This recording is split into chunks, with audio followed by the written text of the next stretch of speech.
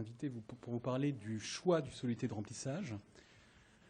Je dois avouer que j'ai trouvé que la question était particulièrement complexe pour deux raisons. La première, c'est que je serais extrêmement malhonnête de vous dire qu'aujourd'hui, on a une réponse certaine et définitive sur le choix du soluté de remplissage. Et donc, comme il faut bien choisir, parce que dire qu'on ne sait pas, ça peut vouloir dire qu'on ne va rien faire, j'ai une position. Et elle fait intervenir plusieurs facteurs compliqués, des facteurs physiologiques assez complexes, et je vais être obligé de jongler un peu avec chacun. Et donc, si vous êtes un peu en postprandial, si les deux présentations précédentes ont été un peu complexes, je vais vous donner la réponse tout de suite. Aujourd'hui, les questions que l'on se pose, c'est le risque du remplissage vasculaire, savoir si on doit utiliser des macromolécules ou des cristalloïdes, c'est-à-dire en gros des molécules qui vont retenir le liquide dans les vaisseaux, ou simplement des molécules comme le sel et le chlore qui ne vont pas retenir le liquide de manière satisfaisante, entraîner un œdème interstitiel, et si on a des raisons d'utiliser les colloïdes. Savoir si on doit utiliser des solutés balancées ou non. Ce qu'on appelle des solutés balancées, c'est des solutés pauvres en chlore. C'est ce que vous connaissez sous le nom de Ringer lactate, Ringer acétate, Hartmann. Et puis, je vous ai promis que la réponse, vous l'auriez dès la première diapositive. Il n'y a pas de réponse définitive à ce jour. C'est-à-dire que même si vous ne faites pas ce que je vais conclure, vous n'avez pas tort, je n'ai pas tort. On est obligé de jongler avec l'incertitude. Ça fait partie des choses qui existent. Les risques du remplissage vasculaire, Xavier Monet en a parlé un petit peu en parlant du poumon. Malheureusement, l'ensemble de l'organisme de votre patient est exposé au risque du remplissage vasculaire. Et très schématiquement, il faut imaginer qu'à chaque fois qu'on apporte un soluté à un patient, ce soluté va non seulement rester dans les vaisseaux, mais s'étendre aussi vers ce qu'on appelle l'interstitium, c'est-à-dire tout le tissu de soutien, celui qui fait qu'on est entier. Et c'est valable dans les poumons, mais c'est valable aussi au niveau du cœur, c'est valable au niveau du rein, c'est valable, et j'en parlerai un peu moins, au niveau du cerveau, avec l'œdème cérébral, c'est valable au niveau du tube digestif, avec les intolérances digestives que l'on peut connaître chez nos patients. Et très schématiquement, on sait que chaque fois qu'on apporte un soluté, c'est un risque. C'est un risque pour tous les organes. Je ne vous demande pas de regarder en détail cette figure. Très schématiquement, ici, c'est la compliance du ventricule, c'est-à-dire la capacité du cœur à se remplir. Et vous serez d'accord pour dire que si le cœur ne peut pas se remplir, il va avoir du mal à éjecter du volume. Et en bas, c'est la prise de poids de ce cœur. Et plus j'ai une prise de poids importante, c'est-à-dire plus j'ai d'œdème interstitiel au niveau du cœur, et moins le cœur se remplit facilement. C'est des études chez l'animal, heureusement. On aurait du mal à imaginer faire ça chez des patients ou chez des sujets sains. Il faudrait qu'ils soient vraiment d'accord. Et on a la même chose avec le rein. Le rein, c'est un organe qui est un organe comme le cerveau. Le cerveau ne peut pas gonfler sans être comprimé par la boîte crânienne. Eh bien, le rein a une espèce de boîte crânienne autour de lui qu'on appelle la capsule rénale. Si bien que quand j'ai de l'œdème dans le rein gonfle et est comprimé, et ça entraîne une dysfonction rénale. Et vous avez ici ce qui se passe au niveau de la pression dans le rein. Alors vous avez la pression ici en millimètres de mercure. Quand vous faites des clampages des artères rénales, ce qu'on appelle une ischémie-reperfusion, ce qui est un mécanisme commun à quasiment toutes les agressions rénales. Et vous voyez que la pression va augmenter plus si l'ischémie est importante, mais elle va augmenter progressivement. Et puis je ne vous montre pas les résultats, mais cette augmentation de la pression au niveau du rein est tout à fait associée à la baisse de la fonction rénale. Alors c'est un problème. Alors ça pourrait être simple, hein. On a un moyen très simple quand on a une hypertension intracrânienne réfractaire, on peut proposer une craniectomie. Quand c'est des souris, comme c'est le cas ici, on peut proposer l'équivalent de la craniectomie au niveau du rein, ce qu'on appelle la capsulotomie. Et si je demande à Sébastien tout à l'heure de me tourner un malade pour pouvoir aller accéder au rein et enlever la capsule du rein, il me regardera avec des grands yeux et refusera à juste titre. Et pourtant ça marche, hein, ça limite les risques d'insuffisance rénale après une agression rénale. Mais ce n'est pas pour vous dire qu'on a éventuellement la possibilité de faire la capsulotomie que je vous raconte tout ça. C'est juste parce que quand je limite le remplissage vasculaire, si je limite l'œdème interstitiel rénal, je vais limiter les risques de voir apparaître une insuffisance rénale. Et c'est ce que nous montrent toutes les études à l'heure actuelle. Quand on remplit moins les malades, on a moins d'insuffisance rénale. On pourrait imaginer que les malades vont avoir plus d'insuffisance rénale parce qu'ils sont hypotendus. Eh bien non, on limite les risques d'avoir une insuffisance rénale. Et puis ça, c'est ce que vous montrez Xavier Monet. Vous avez ici les patients vivants, les patients décédés. Et vous voyez, il n'y a pas photo. En bilan entrée-sortie, les patients vivants ont moins d'un demi-litre de bilan entrée-sortie positif. alors que les patients décédés sont à 3,5 litres. Les patients qui ont un remplissage vasculaire important meurent plus. Alors, ça va nous amener à raisonner sur non seulement quand je remplis le patient, ce dont on a parlé avant, comment j'évalue la réponse au remplissage et quand j'arrête. Ça, c'est vrai. Mais ça va aussi nous amener à réfléchir aux solutés que l'on va apporter, parce que vous serez d'accord pour dire que si, en théorie, j'avais un soluté qui empêche l'eau de sortir des vaisseaux, eh bien, on serait ravis. Ça permettrait de limiter les risques d'effets indésirables graves chez les patients. Et là, encore une fois, afin de ne pas créer un suspense insoutenable pour vous, on ne l'a pas. Et donc, à chaque fois qu'on a essayé de faire ça, ça n'a pas marché. Et donc, c'est quelque chose que l'on ne sait pas faire. Mais n'empêche que ça va peser sur le choix, puisqu'il va falloir choisir à la fois le risque et les avantages du remplissage vasculaire, savoir bien sélectionner les malades, on vient d'en parler, savoir si possible limiter la quantité d'eau qui va sortir des vaisseaux, et puis tenir compte des conséquences, c'est-à-dire être au courant que quand on remplit un patient, on va aggraver ce malade, on va l'aggraver au niveau pulmonaire, Xavier Monet en a parlé, mais on va l'aggraver au niveau digestif, au niveau rénal, au niveau du foie, et c'est quelque chose qui va jouer. Alors la première molécule dont on va parler, enfin les molécules, puisqu'il y en a plusieurs, c'est les colloïdes. Ce qui a longtemps été le voluvène, je tordrai le cou à cette molécule juste après, ce qui peut être l'albumine ou les gélatines, ce sont des molécules dont on a longtemps pensé qu'elles permettaient de rester dans les vaisseaux aux solutés de remplissage que l'on apportait, d'attirer l'eau du secteur interstitiel et donc de limiter l'œdème interstitiel. C'est vrai qu'ils ont un pouvoir de remplissage qui est plus important. C'est vrai que quand on passe 1 litre de macromolécules, on a un peu plus de remplissage.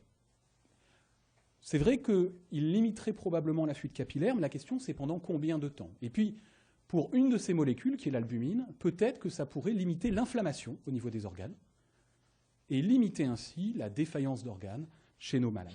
Le problème, c'est que toutes les données qui ont suggéré ces effets-là, soit sont de mauvaise qualité, soit sont discordantes, c'est-à-dire des études de bonne qualité, mais certaines montrent que ça marche et d'autres que ça ne marche pas. Et en pratique, aujourd'hui, on se retrouve sans pouvoir vous dire qu'elles sont un effet bénéfique, ce qui ne veut pas dire qu'elles ne marchent pas, mais ce qui veut dire qu'on ne sait pas si elles marchent ou pas. Les hydroxyéthylamidons, le voluvène, c'est une molécule qu'on ne devrait plus utiliser en réanimation. Sans parler d'études, je vous rapporte juste ce qu'a conseillé l'Agence nationale de santé et du médicament. Les hydroxyéthylamidons ne peuvent être utilisés que dans le traitement des hémorragies aiguës et lorsque l'on a l'impression que les cristalloïdes ne vont pas suffire. Il faut les utiliser si on les utilise à la dose la plus faible possible, pendant la durée la plus courte possible, et en surveillant les malades pendant 90 jours, parce qu'on sait que dans certaines populations, notamment en réanimation, il y a une surmortalité, un surcroît d'insuffisance rénale avec ces molécules. Et dans toutes les situations qui nous intéressent en réanimation, au cours du sepsis, en réanimation, au cours de l'insuffisance rénale, chez le brûlé, au cours de l'insuffisance hépatique, en cas d'hyperhydratation extracellulaire, c'est-à-dire dans toutes les situations où on avait imaginé les utiliser, il ne faut plus les utiliser, elles sont contre-indiquées. Donc nous ne devrions plus en avoir dans les services de réanimation. Il y a une seule zone où il y a encore un gros point d'interrogation, et ne soyez pas surpris si vous voyez des médecins encore l'utiliser à cet endroit-là, c'est le bloc opératoire, parce qu'on n'a pas de données. À titre personnel, je pense qu'il vaut mieux éviter de les utiliser. Je pense que les effets délétères sont pour tout le monde. Mais on a beaucoup de mal à voir s'il y a un effet délétère au bloc opératoire, pour une raison toute simple, c'est que la plupart des malades qui sortent du bloc opératoire, heureusement, n'ont pas d'insuffisance rénale et sont vivants, tant mieux. Et si vous voulez démontrer que les enfants nagent moins vite que les adultes, si vous prenez tous les gens qui sont dans cette salle comme il n'y a pas d'enfants, vous aurez beaucoup de mal à le mettre en évidence. Et donc on ne sait pas si au bloc opératoire c'est délétère ou pas, c'est le seul point d'interrogation. Encore une fois, j'ai une position, mais je comprends tout à fait qu'il y ait des études qui soient en cours. La deuxième chose qui a été évoquée, c'est que leur pouvoir de remplissage serait plus important. C'est-à-dire qu'on aurait besoin d'apporter moins de solutés avec les macromolécules, avec les colloïdes, qu'avec les cristalloïdes. Et c'est vrai que lorsque l'on regarde le bénéfice en termes de remplissage de toutes ces molécules, donc vous avez ici l'albumine, vous avez ici le voluvène, vous avez ici les gélatines, eh bien, vous voyez qu'on a l'impression sur toutes les études qu'en gros, il y a un bénéfice de 50%. C'est-à-dire que quand j'apporte 1 litre de macromolécules, j'apporte 1,5 litre de sérum physiologique. Cependant, j'ai deux précautions importantes à donner avec ce résultat. La première, c'est que, bien évidemment, toutes les périodes ne se valent pas. On a changé nos pratiques. Et malheureusement, vous voyez que vous avez, au cours du temps, une diminution progressive du rapport et du bénéfice apporté, si bien que quand on était dans les années 90, apporter une macromolécule permettait de faire gagner 100% du volume apporté. J'apportais 1 litre de macromolécule au lieu d'apporter 2 litres de sérum physiologique. Mais si on se retrouve entre 2010 et 2013, il n'y a plus que 33%. C'est-à-dire j'apporte 1 litre de macromolécule au lieu d'apporter 1,3 litre de sérum physiologique. Ça veut dire que le bénéfice n'est pas lié à la molécule elle-même, très certainement, mais plus probablement à nos pratiques. Et donc on peut faire mieux sans ces molécules-là. Et puis, le deuxième effet, c'est bien évidemment, on est dans des bénéfices avec ces molécules qui est bien moindre que celui qu'on aurait attendu. Et je ne sais pas si gagner 300 millilitres pour 1 litre de macromolécules, c'est quelque chose qui a un sens chez un malade donné. On est bien en deçà des zones où c'est délétère, le remplissage, et je ne suis pas certain que ça ait des conséquences sur le devenir des malades. La deuxième chose, c'est que quand je vous dis que les molécules restent à l'intérieur des vaisseaux, c'est faux. C'est ce qu'on a longtemps cru, mais c'est faux, c'est quelque chose qui ne marche pas. Et si vous prenez l'exemple de l'albumine, quand on regarde la demi-vie de l'albumine, c'est-à-dire le temps après lequel la moitié de ce qu'on a passé à notre malade a disparu, en 6 heures, on a perdu la moitié de ce qu'on avait apporté. C'est-à-dire que théoriquement, si on voulait remplir à l'albumine, il faudrait remplir toutes les 6 heures, parce qu'au bout de 6 heures, il n'y a plus d'albumine, et le liquide qu'on a apporté, eh bien, il sort et il va aussi dans le secteur interstitiel. Mais pire, alors qu'on pensait que cette molécule, même en cas d'œdème des vaisseaux, de fuite capillaire, c'est-à-dire de capacité diminuée du vaisseau à retenir le liquide à l'intérieur et rester à l'intérieur du vaisseau, ce n'est pas vrai. Quand on compare des patients qui vont bien et des patients qui ont une infection, eh bien, l'albumine sort des vaisseaux chez les patients qui ont une infection. Et la demi-vie, le temps pendant lequel l'albumine reste dans les vaisseaux, est diminué. Donc on est non seulement sur des molécules qui ne permettent pas un gain significatif de remplissage, mais en plus de ça, contrairement à ce qu'on croyait, eh bien, elles sortent des vaisseaux, et donc c'est quelque chose qui n'est pas si bénéfique que ça. Et puis enfin, ça ne marche pas.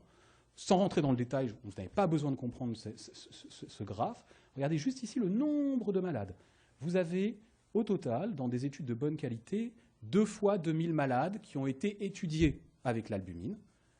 Et aujourd'hui, on n'est pas capable de vous dire que c'est bénéfique.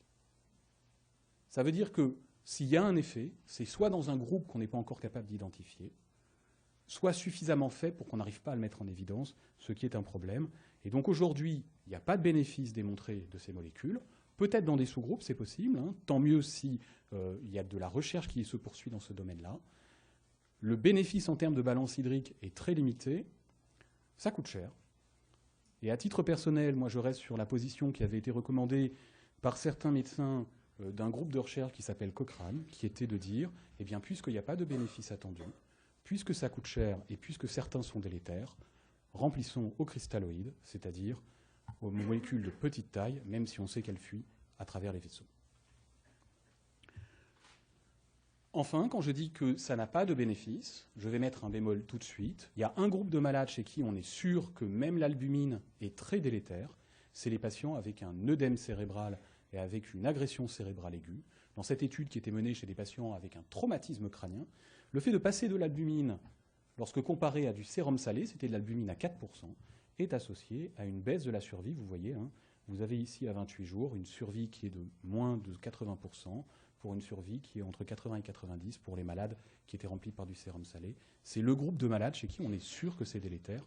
N'utilisez pas d'albumine chez les malades qui ont un traumatisme crânien. Ça fait partie des recommandations actuelles. Ensuite, il y a des choses encore plus complexes. C'est-à-dire, est-ce que je peux utiliser du sérum salé, NaCl, du sel avec du chlore, simplement, ou est-ce que je dois utiliser des associations de molécules plus complexes, puisque vous savez qu'on n'a pas trop de chlore dans l'organisme. Si j'apporte que du chlore, j'en apporte beaucoup, et le chlore a des effets délétères, notamment au niveau du rein. C'est une question qui est actuellement d'actualité. Les gens se posent beaucoup de questions pour savoir s'il faut ou pas apporter des solutés pauvres en chlore, encore une fois, le Ringer lactate, le Ringer acétate, plutôt que le sérum salé isotonique. L'idée, c'est de dire que si j'apporte un soluté avec beaucoup de chlore, le sérum salé isotonique, eh bien, je vais apporter quelque chose qui va provoquer une acidose. Et que l'acidose, ça pourrait potentiellement être délétère. La deuxième chose, c'est qu'on sait que quand j'apporte quelque chose avec beaucoup de chlore, j'ai des effets indésirables au niveau du rein, et notamment que ça baisse le débit sanguin rénal. Et on imagine tous que théoriquement, si mon rein reçoit moins de sang, donc moins d'oxygène, il va aller moins bien. Alors c'est vrai, quand je regarde les malades qui reçoivent un soluté pauvre en chlore versus les malades qui reçoivent du sérum salé isotonique, ils ont plus souvent une acidose qui s'installe. Et je pourrais simplement vous montrer que les patients qui reçoivent du sérum salé ont quasiment dans 100% du cas une acidose, alors que les patients qui reçoivent un soluté pauvre en chlore, seulement 50%. Ou je pourrais vous dire que la différence entre les deux, c'est entre 0,05 et 0,1 de pH, c'est-à-dire des toutes petites variations. Est-ce que c'est délétère ou pas? On n'en sait rien, et on n'a pas l'impression que ce soit délétère à l'heure actuelle, en tout cas sur l'acidose à proprement parler. Par contre, c'est vrai que quand on donne, je suis désolé, les animaux ont beaucoup donné à la recherche, mais quand on donne à des chiens soit du sodium acétate, soit du bicarbonate de sodium, soit du NaCl simplement, vous voyez que les patients à qui on donne du sodium acétate ou du bicarbonate ont plutôt une augmentation de la perfusion rénale lorsque comparé aux animaux qui ont reçu du sérum salé. C'est vrai. Avec une baisse, vous le voyez, qui est de l'ordre de 20 à 30% du débit sanguin rénal, ça fait beaucoup. Sauf que, il n'y a pas que cet effet, il y a d'autres effets, notamment en termes de réabsorption de chlore, de synthèse de médiateurs qui diminuent la perfusion rénale, et puis peut-être un peu plus d'oligurie. Donc on a des effets qui pourraient suggérer que les solutés balancés, pauvres en chlore, soient meilleurs. Et c'est vrai que quand on fait des études avant-après, je change ma pratique, j'arrête de donner du sérum salé, je donne du soluté pauvre en chlore après, eh bien on a plutôt moins d'insuffisance rénale lorsqu'on a arrêté de donner du sérum salé. C'est vrai. Sauf que vous savez comme moi, quand on change une stratégie, on change beaucoup de choses. Et ce n'est pas parce que j'ai arrêté de donner du sérum salé pour donner des solutés balancés, mais aussi arrêté de donner de l'albumine dans une certaine forme, mais aussi arrêté de donner des HEA, que c'est parce que j'ai arrêté de donner du sérum salé que c'est le sérum salé qui est délétère. C'est un vrai problème de ces études, c'est-à-dire qu'il y a des choses qui ont changé dans les pratiques et que forcément, ces choses qui ont changé peuvent toutes influer sur le devenir des malades, et aujourd'hui, on ne sait pas. La deuxième chose, c'est que l'hémoglobine, qui va transporter l'oxygène, a beaucoup de facteurs qui vont modifier sa capacité à non seulement attirer l'oxygène pour le transporter, mais aussi le relarguer au niveau des cellules. Et je vous ai dit, le sérum salé ou les solutés riches en chlore vont plutôt donner une acidose. Alors quand je donne une acidose, ça c'est la courbe, ce qu'on appelle la courbe de dissociation de l'hémoglobine, c'est-à-dire c'est la manière dont la quantité d'oxygène dissoute dans le sang va finir par se fixer à l'hémoglobine. La courbe est comme ça, et lorsque je deviens acide, elle va passer sur cette partie-là. C'est-à-dire qu'on a l'impression que l'hémoglobine fixe moins bien l'oxygène. Alors comme ça paraît pas très bon. L'hémoglobine fixe moins bien l'oxygène, sauf qu'en fait, c'est surtout vrai pour les parties de la courbe qui sont au milieu. C'est-à-dire que quand je suis dans le sang artériel, ici, il n'y a pas de changement, et c'est au moment où je vais avoir un sang où il y a moins d'oxygène que ce changement va apparaître. Et ça tombe très bien, ça veut dire que quand je suis dans le sang artériel au niveau du poumon, mon hémoglobine attire l'oxygène, et quand je suis au niveau des vaisseaux, dans les organes, elle relargue l'oxygène et elle relargue plus d'oxygène. Et le fait d'avoir une acidose, ça va augmenter la quantité d'oxygène qui est redistribuée vers les organes, et en gros, baisser son pH de 0,2, ce qui est beaucoup, mais ça revient à peu près à augmenter l'apport en oxygène, comme si j'avais augmenté le débit cardiaque de 30%. J'ai augmenté le débit cardiaque d'un tiers, rien qu'en permettant à l'hémoglobine de relarguer plus d'oxygène dans les organes. Donc oui, peut-être qu'il y a moins de perfusion rénale, mais en tout cas, il y a aussi plus d'oxygène délivré aux organes. Et puis enfin, tous les solutés pauvres en chlore sont en fait hypoosmolaires, c'est-à-dire qu'ils font baisser la capacité du sang à attirer l'eau, notamment du secteur interstitiel et des cellules, et ça pourrait potentiellement être délétère chez les malades avec un traumatisme crânien, là encore. Donc on n'est pas certain de leurs bénéfices, il y a peut-être des effets délétères, ça nécessite plus de recherche. Pour aller très vite, mes messages clés, vous l'avez compris, je crois qu'aucun soluté n'a prouvé sa supériorité à l'heure actuelle. Il y a un effet délétère des hydroxyéthylamidons, le voluvène. Il y a probablement un effet modeste des macromolécules sur le remplissage, mais je ne suis pas certain que ça ait un bénéfice pour nos malades. On n'a jamais réussi à montrer qu'une de ces molécules améliorait la survie des malades. Jamais. Jamais de manière fiable en tout cas.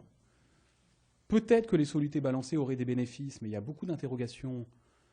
Et pour l'instant, je crois qu'on n'a pas la réponse. Et donc, comme je suis un garçon assez simple et que je suis persuadé que les médicaments ont tous des effets délétères, je reste pour l'instant sur une position qui est très discutable, mais qui est assez fixe, à savoir, quand je dois remplir un malade, j'utilise du sérum salé isotonique. Je serai ravi dans les années à venir à changer ma position en fonction des nouvelles données, mais pour l'instant, je crois que c'est la position qui est la plus à même de limiter l'utilisation multiple selon les intervenants des différents solutés. Et pour vous donner un ordre d'idée, dans le service, je dis souvent aux internes qu'ils ont droit à une prescription d'albumine par semestre. Ça correspond à peu près aux patients cirrhotiques, qui est le seul groupe qui en bénéficie de manière démontrée. Bien sûr, ce n'est pas aussi rigoureux que ça, mais en tout cas, on essaye de limiter au maximum l'utilisation des macromolécules et des solutés balancés. Je vous remercie de votre attention.